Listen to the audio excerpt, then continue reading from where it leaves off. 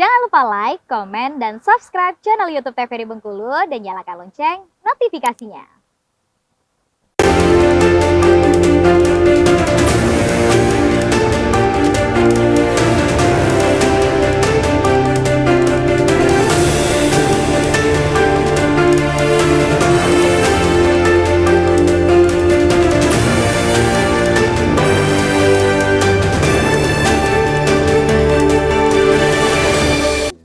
Oke, terima kasih pemirsa, Anda masih bersama kami di Berendo TVRI Bengkulu bersama saya Kul Anasrullah, Pak Aizan selaku Ketua KSPSI Provinsi Bengkulu dan Bapak Adran Holik selaku Direktur Eksekutif Apindo Provinsi Bengkulu.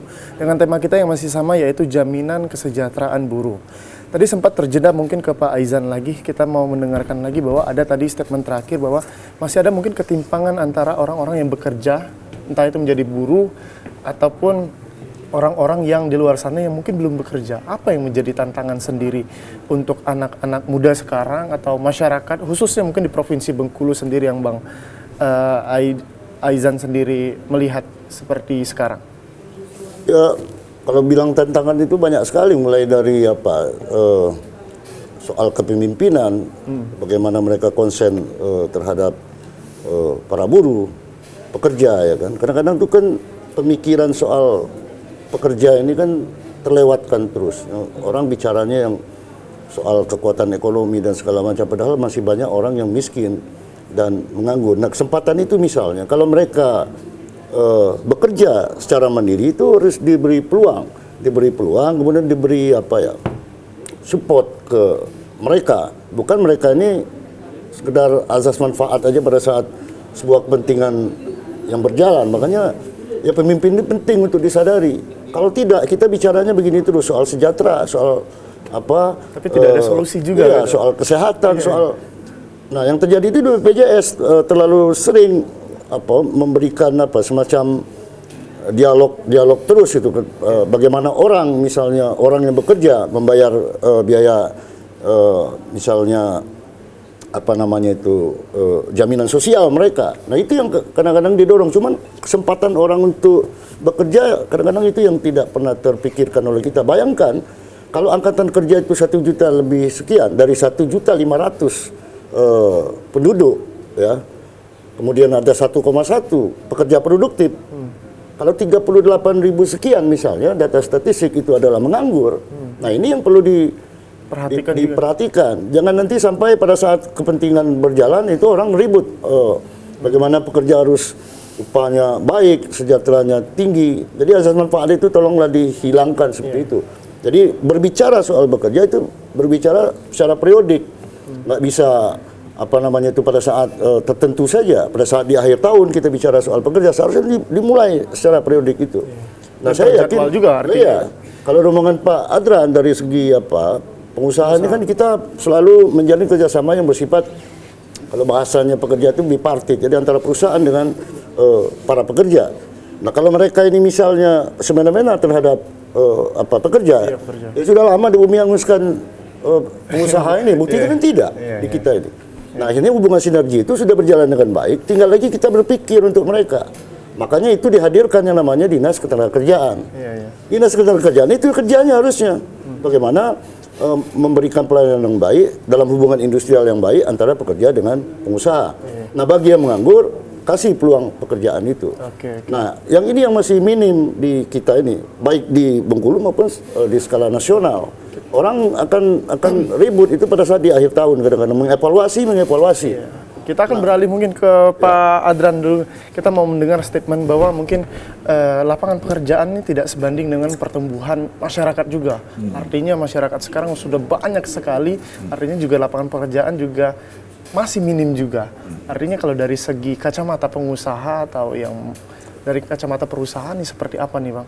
Ya, investasi itu masuk harus melihat banyak faktor, ya kan? Mulai dari faktor infrastruktur, ya kan, faktor bagaimana proses administrasi perizinan dan sebagainya, keamanan wilayah, kan seperti itu kan, arus barang dan jasa yang perputaran ekonomi juga yang ada di daerah gitu kan, Ya, termasuk juga tenaga kerja itu sendiri. Nah sekarang betul sampaikan oleh rekan kita Aizan tadi bahwa Bengkulu ini sebenarnya memiliki potensi untuk mendatangkan investor itu cukup luas peluangnya. Kita punya 540 km garis pantai mana yang termanfaatkan? Hanya akhir-akhir ini hanya tambak beberapa spot, kan seperti itu.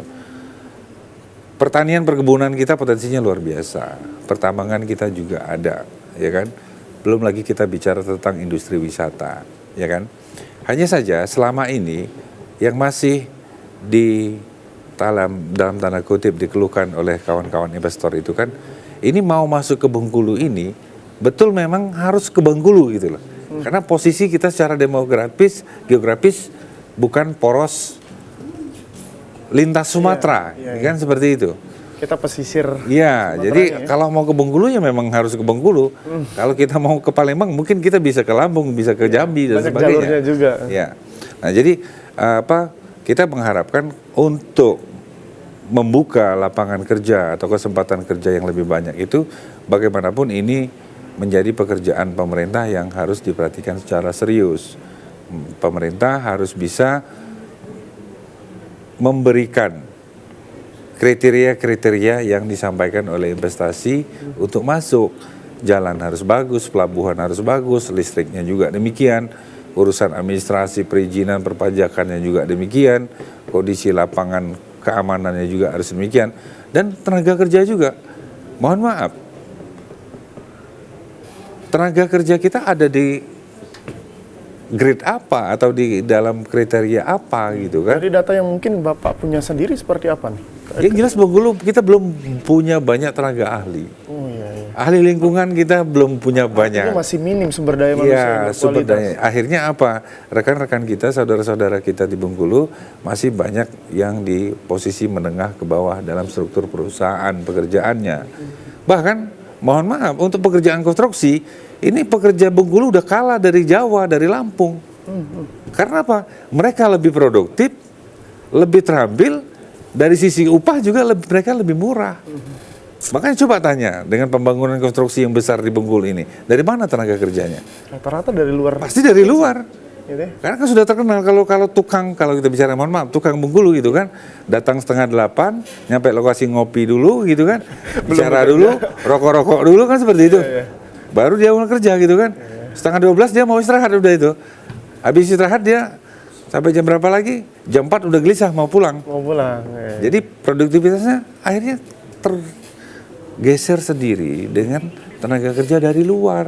Makanya kalau orang kontraktor Bengkulu punya proyek di Bengkulu, dia akan ambil tenaga kerja dari luar. Iya, iya. Lebih produktif, lebih efisien juga. Iya, iya. Artinya memang berkesinambungan semua ya. Ya, makanya tadi sudah disampaikan oleh Pak Aizan tadi, ini kan harus ada sinergi, harus ada kerjasama yang baik semuanya. Karena apa? Ya, tenaga kerja itu atau buruh katakanlah, mereka juga harus selalu diberikan support pemahaman tentang apa itu dunia kerja, apa itu produktivitas dan sebagainya, ya seperti itu. Tapi ditahan dulu Bapak, mungkin Siap. kita akan lanjutkan lagi di segmen berikutnya, membahas tentang jaminan kesejahteraan buruh sendiri. Dan untuk para pemirsa jangan kemana-mana, kita akan kembali lagi setelah jeda pariwara berikut ini.